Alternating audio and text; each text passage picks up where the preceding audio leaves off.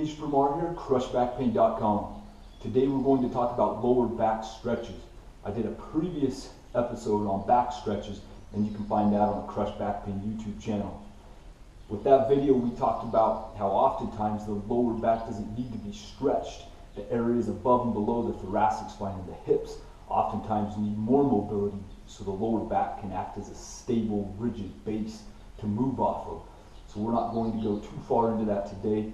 You can check that out on the other video. We are going to discuss lower back stretches and some of the best things you can do to really reduce the strain and the tension and the compression through your lumbar spine. A lot of times people want to do different types of lower back stretches. I see a lot of people getting down on the ground and crossing one leg over another and twisting, doing all kinds of stuff like this, getting down like this and doing all kinds of stuff like this, and talking about stretching the piriformis and all kinds of different stretches. There's a lot of them, and there's a place for these stretches. Not all of them are bad, and for certain people and certain issues that people may be having, these stretches can be beneficial. In the long run, though, they're not going to lead to consistent relief from lower back pain, and that's because of the way that we're built to move.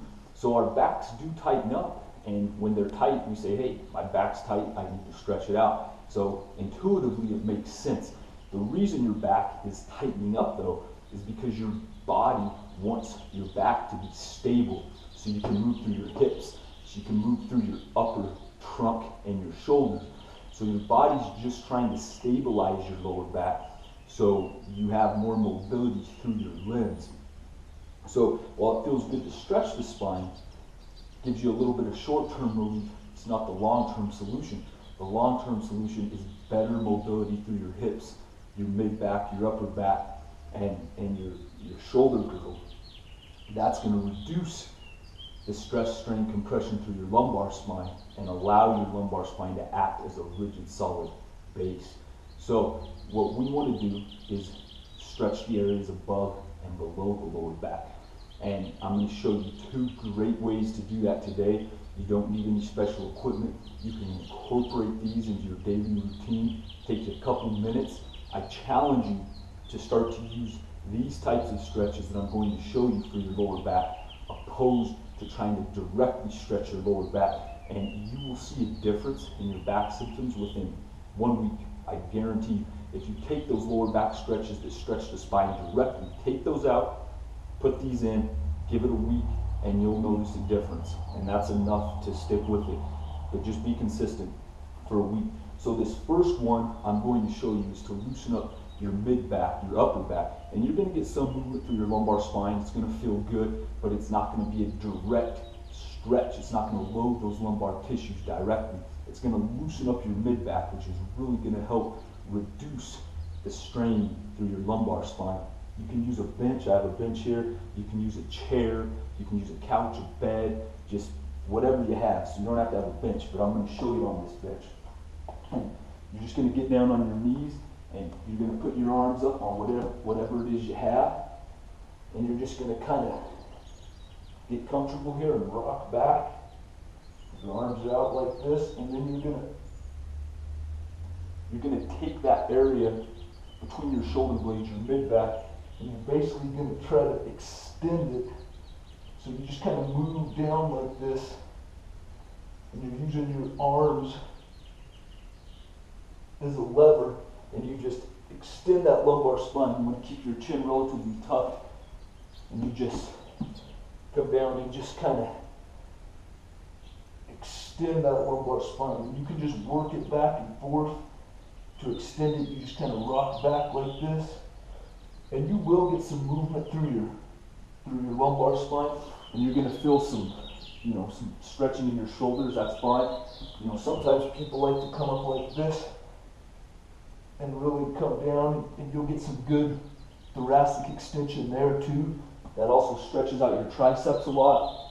So you're going to get some movement in other areas of your body, but the key is that area back here, your upper back, is going to extend.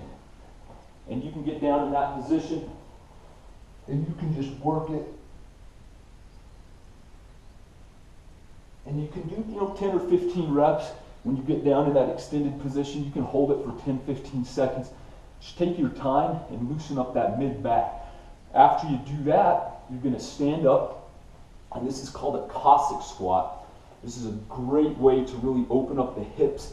It really improves ankle mobility, both of which reduce excessive loads through the lumbar spine. So with a cossack squat, you're going to get a wide stance, and this takes some balance and some mobility. If you're stiff through the hips and the ankles, this is going to be difficult at first, but you'll be surprised how quick those joints kind of loosen up and take a lot of that force out of the lumbar spine. So what you do is you get this wide stance, and then you're just going to, I'm going to start out going to the left.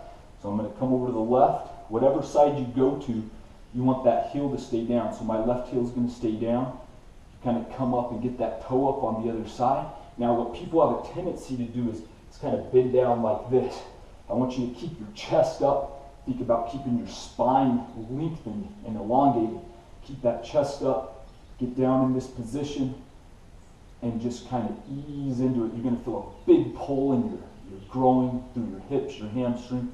Try to keep that heel down, and you just kind of come down, and then you're just going to push back up, and you can get down in that position and hang out for a while. You want to just kind of ease into it, and then you're going to go and do the same thing to the other side. Remember, the chest stays up. Keep that spine lengthened. You don't want to be down like this. Chest up, and just ease into it. You're going to get a good pull here. You're going to get some good mobility through the ankles. Now, sometimes people have a difficult time getting down into that position, and if you do, you can use your hands to help you kind of ease into that position.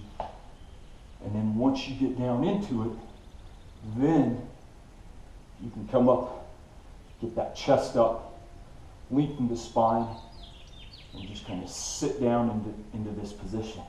And then come back up, and then you're just going to ease over to the other side again. If you need to use your hands, that's fine. Keep the heel down on the side that you're going to. So I'm keeping my left heel down. Use my hands, I get my chest up now. Lengthen that spine and breathe. Keep the chest up. And just ease into it. And then you can come back and go to the other side.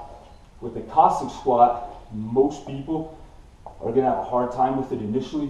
When I first started doing this drill, I had a really difficult time. I used different things. I'd use a doorway. Sometimes I'd use my rack, just to support so I could get down into the position. But as the hips loosen up and the ankles loosen up, give it a couple weeks, you'll be able to get down in that position a lot easier. It's going to feel a lot more comfortable, and you'll be amazed at how much better your lower back feels.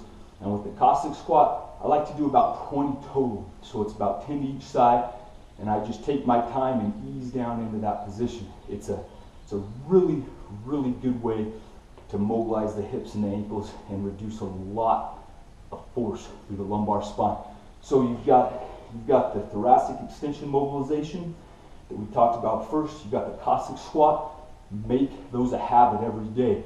Put those in place of any lower back stretches you're doing.